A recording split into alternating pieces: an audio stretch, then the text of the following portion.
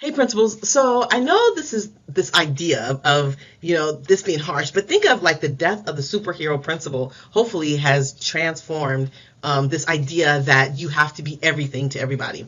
Think about our teachers and how they must be just effective to drive massive student growth. One of the most important realities that we're starting to see, of course, in education is effective leaders and teachers that are drastically changing student lives and impacting student outcomes, right? We see this research that consistently shows that the top educators can generate 5 to 6 additional months of learning growth.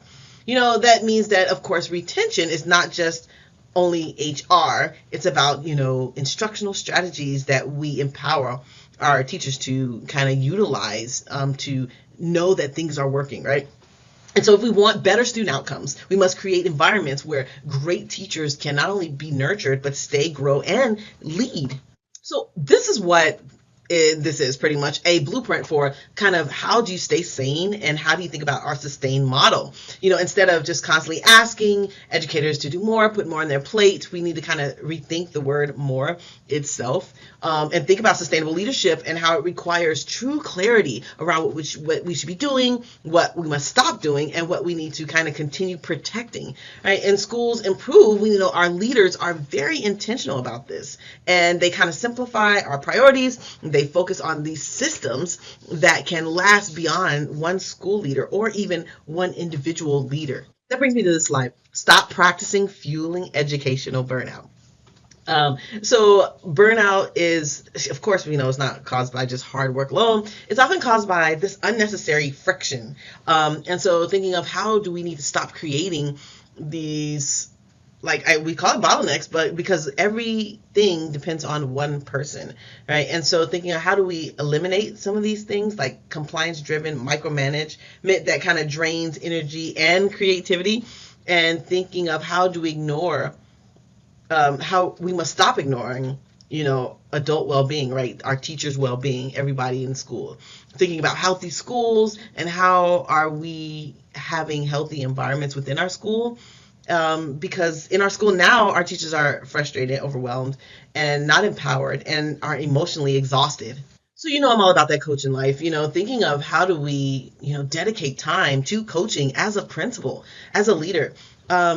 I think many of our leaders, when I go in many schools, spend too much time kind of reacting to too many situations. When we're not truly spending the time developing and nurturing people.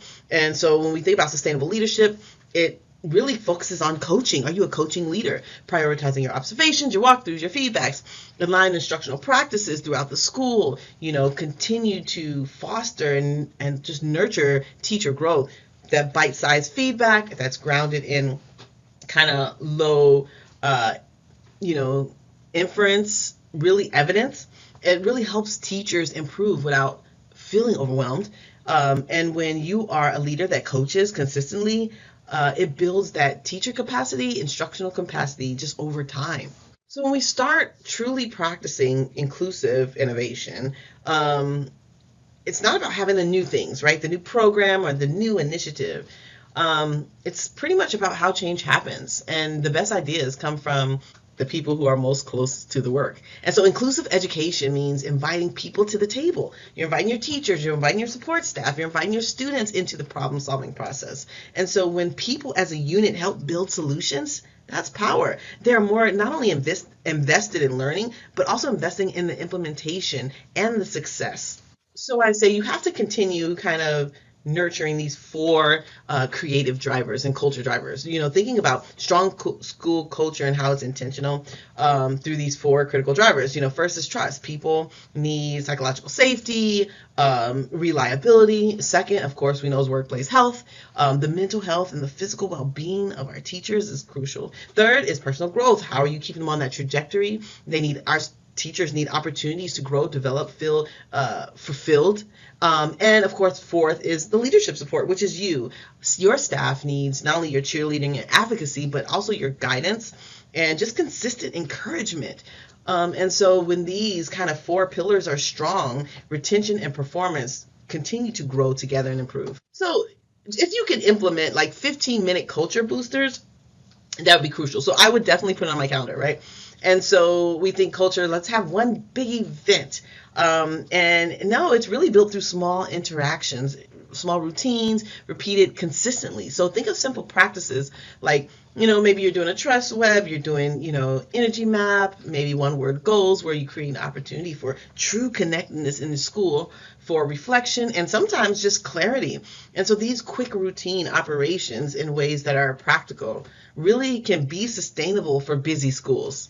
So the time is now. You can't delay. Don't wait till an exit interview, right, when teachers are leaving to ask, what did they need? What could you have done? By then it's already too late. Our sustainable leadership requires proactive listening. We should always and regularly ask our teams, what should we be doing? What should we stop doing? Where should we be headed? And how can we continue the great things that are happening at our school?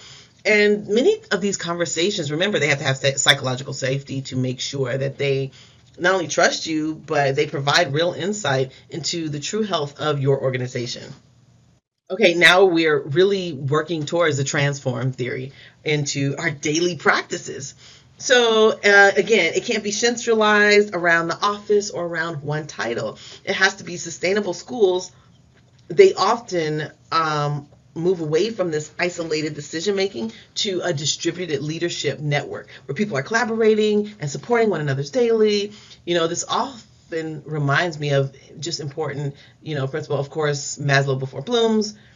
But before we can really expect that high performance, we must ensure our teachers feel safe and they are supported often. So this is a retention strategy that you just can't walk by or miss. Like, you have to include this in your school. At the end of the day, our school culture truly reflects from its leadership. And so when leaders are calm, when they're empathetic, they're organized, they're very intentional about what they're doing, their behaviors kind of ripple through the school. And so retention is not only incentives, it's about coaching through trust, consistency, and just emotional stability. So thinking about what are you doing to build a sustainable leadership, and it begins with an example, and the example is you. I hope these tips help. Talk to you later for more. Bye.